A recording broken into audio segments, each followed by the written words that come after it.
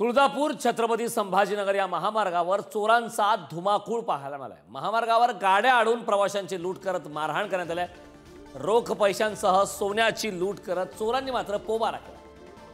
तुळजापूर छत्रपती संभाजीनगर महामार्गावर चोरांचा धुमाकूळ पाहायला मिळाला आहे। रोख पैशांसह सोन्याची सुद्धा लूट यावेळी करण्यात आली। लूट करत चोरांनी मात्र त्या ठिकाणी पोबारा केल्याचं पाहायला मिळत आहे।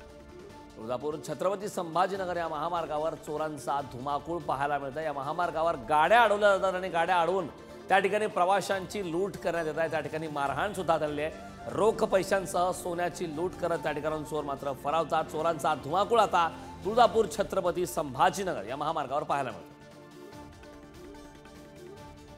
या संदर्भात ताजी अपडेट देण्यासाठी आपले प्रतिनिधी रहीम शेख आपल्यासोबत जोडलेत। रहीम, खरं तर तुळजापूर छत्रपती संभाजीनगर हा महामार्ग म्हणजे अगदी रहदारीचा भाग, मात्र त्या महामार्गावरती अशा प्रकारे चोरांचा सुळसुळाट, चोरांचा धुमाकूळ पाहायला मिळत आहे। ही घटना नेमकी कुठे घडली? आज पहाटे 4 ते 5 दरम्यान तुळजापूर पासून हाकेच्या अंतरावर असणाऱ्या म्हणजे धाराशिव रोडवर असणाऱ्या कावलदारा येथे ही घटना घडलेली आहे।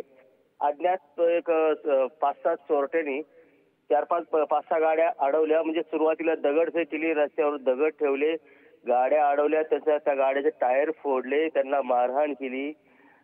काहीचे सोनं लुटले तर काहीचे रोख पैसे तर काहीचे लॅपटॉप, फोन असे लुटले। जवळपास 5-6 गाड्या अडवलेल्या आहेत। ही घटना जी आहे ना तुळजापूर तालुका परिसरात ही पहिल्यांदा घटना घडली आहे। याच्यापूर्वी अशा लुटीचे प्रकार कधी घडले नाही। जे की पहाटे 4-5 दरम्यान घटना घडणं म्हणजे खरंच हे पहिल्यांदा घडतंय। आणि सोलापूर धुळे छत्रपती संभाजीनगर हा राष्ट्रीय महामार्ग आहे। या महामार्गावर कायम वाहनांची ये जा असते, वर्दळ असते आणि अशा वर्दळीच्या ठिकाणी चोरांनी गाड्या अडवून त्यांना लुटणं, आता हे पोलिसांना आव्हान आहे। आता पोलीस घटनास्थळी आलेले आहेत, श्वान पथक घटनास्थळी दाखल झालेले आहेत आणि पोलीस आता त्याचा तपास करत आहेत। करण, नक्कीच रहीम, खूप धन्यवाद या महत्त्वपूर्ण अशा माहितीसाठी।